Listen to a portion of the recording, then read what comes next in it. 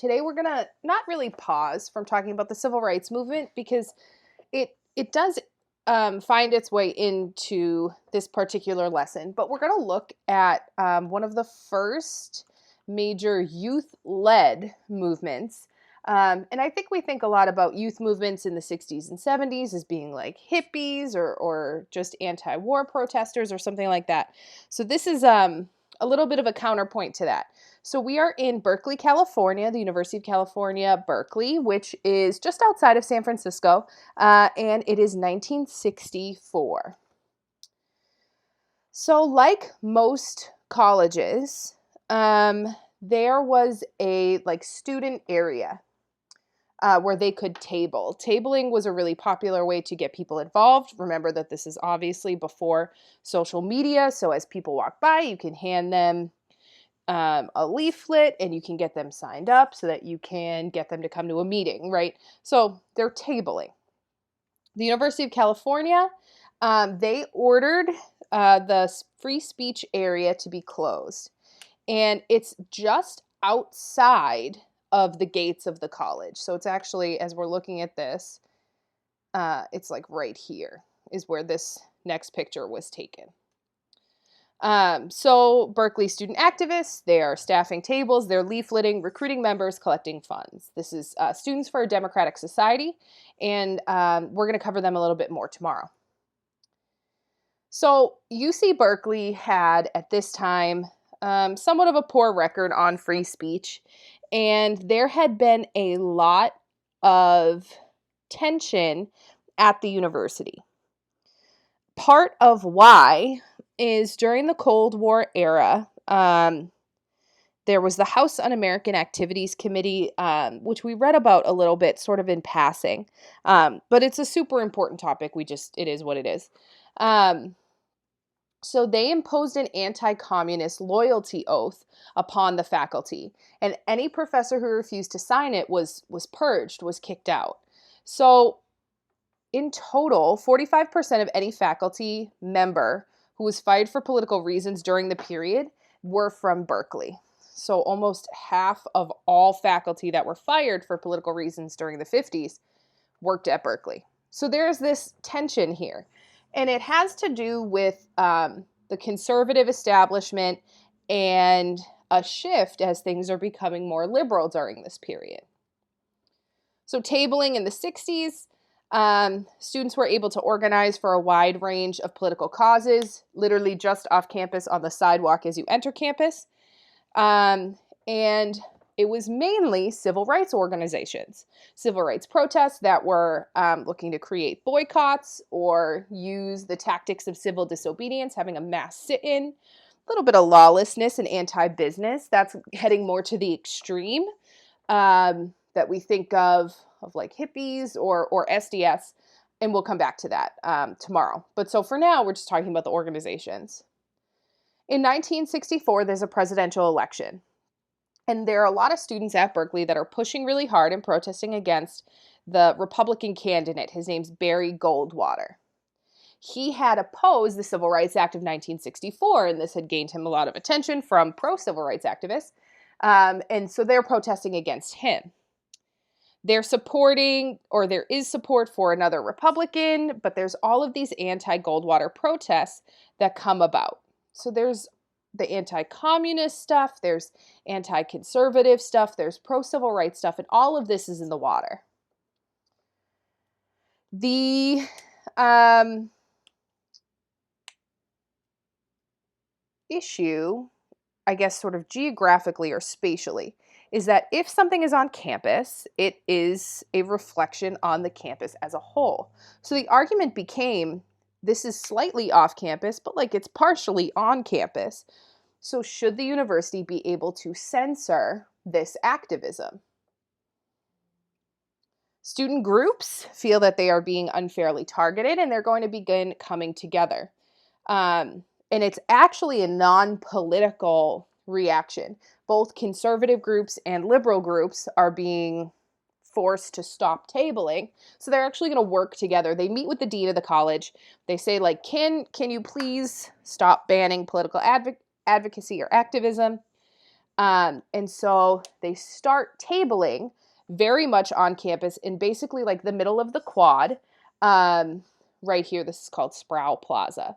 So it's just inside the gates. It's all this area here. So it's really at the heart of the campus. What the administrators do is they cite, meaning fine, 5 protesting students. They say that they're violating regulations. They are sent to the dean's office to be disciplined.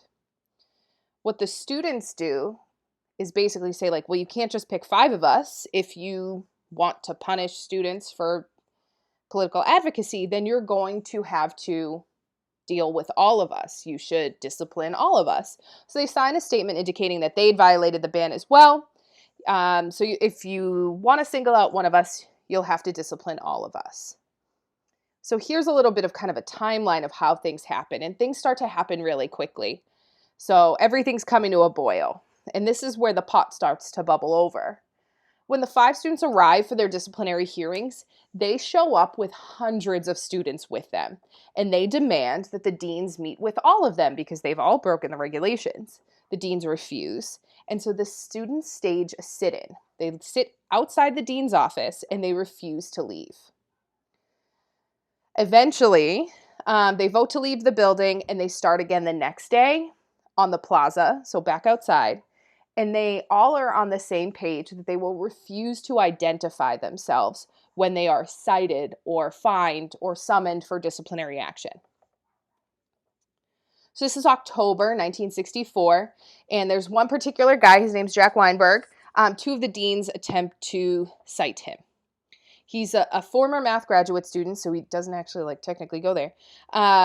He's a known civil rights activist in the area. He had been tabling for CORE, the Congress on Racial Equality, who you learned about yesterday, on the steps of Sproul Plaza. He refused to identify himself. He refused to leave, and the police are called. They drive a squad car into the plaza.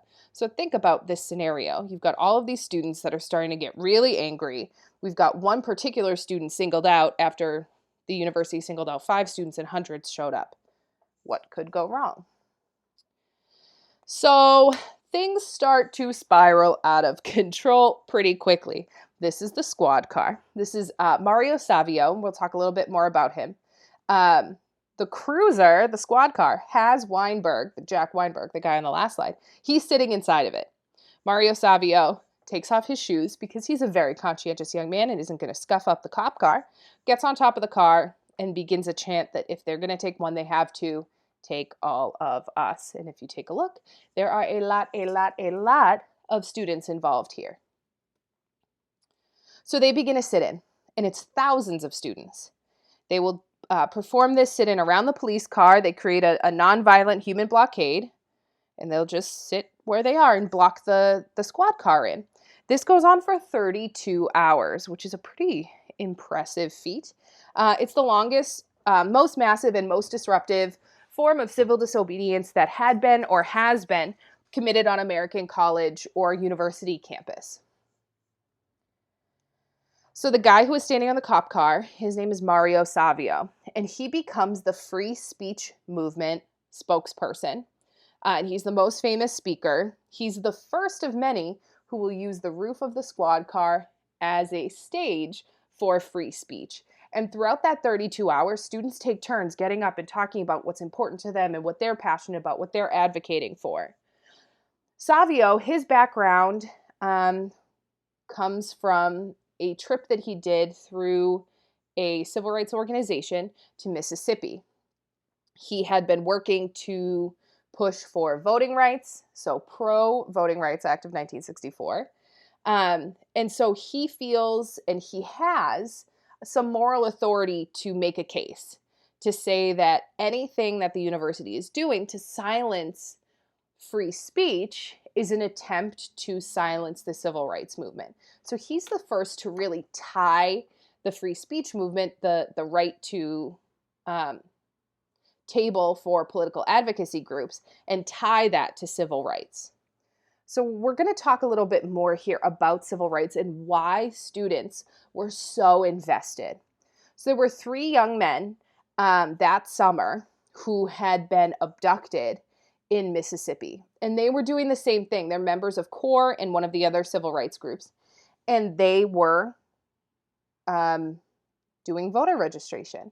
So it's these three men, two guys from New York, Andrew Goodman and Mikey Schwerner, and then one guy who's from Mississippi, James Earl Chaney. What happens is, as they're driving back to their headquarters, they are tailgated, followed, they're abducted, shot at close range, and buried in a shallow grave by the local Ku Klux Klan, but with the collusion, meaning the willing participation and knowledge of the sheriff's office and the police department. They're initially reported missing. The car was found after 3 days, but it takes 44 days to come upon their remains. And this is actually an image of their bodies in that shallow grave. It's a really famous case. It's investigated by the FBI. It's the first time that it really hits the mainstream, what the Ku Klux Klan is doing and just how entrenched, just how connected the Ku Klux Klan is with law enforcement during this period. There's a film that was made about it. It's called Mississippi Burning. So if this is something that you're interested in, there's more for you to learn. So part of why Mario Savio and some of these other civil rights activists are so invested is they've just seen 3 other people who were working toward the same goal, abducted, shot, and left in a shallow grave. So things are really tense. Initially, administration refuses to negotiate with the students as they're performing this sit-in. The president of the entire University of California system steps in, and there's a compromise that is reached, sort of, which is that they will end the police car blockade. The university won't press charges against Jack Weinberg, who's sitting in the cop car. It will create a faculty committee to resolve discipline issues instead of the deans. It'll be professors. And then a creation of a student, faculty, and administrative committee to evaluate rules about political speech on campus. So initially, the free speech movement members, they try for a resolution, but things, negotiations break down, as they so often do. And the UC administration will not allow for full freedom of speech on campus. That's a non-negotiable element for the free speech movement. That's literally the whole reason why they're doing what they're doing. So they respond by resuming tabling on campus. They hold a mass march and they show up to the Board of Regents meetings. That's like the board of the University of California. Over Thanksgiving break, so we're now into November, this has been going on for a couple months, the administration announces that they're going to open disciplinary cases. Again, if you're going to single a couple of us out, you'll have to deal with all of us. They didn't seem to get that message the first time. So they're opening disciplinary cases against Savio and 3 other members, so a total of 4. So when everyone gets back from Thanksgiving break, the students will return to mass civil disobedience. And by this point, this has garnered attention. There's a folk singer and a very famous activist during this period. Her name is Joan Baez. And she shows up to support them. That's like Ariana Grande showing up at your student protest. 1,500 students are occupying the plaza. She shows up. There's this whole event that takes place. And I have a video here. I'm going to try to play it. I don't know if when I record it, if the video will come through with sound. But this is Mario Savio. It's just a clip of a clip of a clip. But it's the most famous part of his speech. And it gives you a sense of how desperate things had become. When the operation of the machine becomes so odious, makes you so sick at heart that you can't take part. You can't even passively take part. And you've got to put your bodies upon the gears and upon the wheels, upon the levers, upon all the apparatus, and you've got to make it stop. And you've got to indicate to the people who run it, to the people who own it, that unless you're free, the machine will be prevented from working at all. So I hope that plays. If not, it's 26 seconds and it's very clearly linked in the slides. I hope you listen to it. But this is basically what he's saying. So the machine itself, the machine that he's talking about is the university. And at this point, basically like authority as a whole, where the machine has become so unfair and makes you so nauseous when you think about it that you're willing to do anything to make it stop. So the governor at this time orders in the police to arrest the protesters. They have a nonviolent response, and you'll often see this with protests. This wasn't invented here necessarily, but it's a really good way to help explain it. If you are practicing civil disobedience and you are being arrested, you are not supposed to resist arrest, so you go limp and you make it really annoying and really difficult to carry you off, which this guy is doing right here. He's not resisting, he's just playing dead.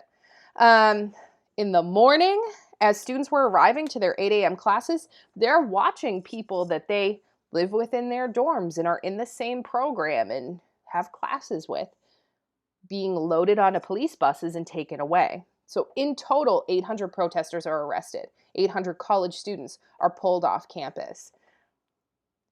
Any of these tensions that were bubbling and simmering, now it's at a breaking point. The administration was not necessarily taking action in a way that the faculty felt was fair. So many faculty members actually go to the prison and bail out students. And they end up having to suspend classes. So they end the semester. That's how hardcore this is. This was a mistake. He calls classes so that they can all meet and have a meeting and everyone's voice can be heard, except that's not exactly what happens. It takes place at the Greek Amphitheater, which is on campus. It's like an outdoor theater. And he refuses to allow any students, the dean, refuses to allow any students to speak at the meeting. So there's 1,500 people here. So things are going to start to get pretty serious. And the more upset people get, the more desperate they become. The more desperate people act when they feel like they're not being heard. So after the last scheduled speaker finished his words, Mario Savio storms the stage. He's grabbed by officers and pulled away. Photographic evidence just here. And it's in front of everyone. So this is really cranking up the heat. The next day, there's an academic senate. So that's basically like that faculty student administration group that they were trying to create. This is sort of the faculty wing of that.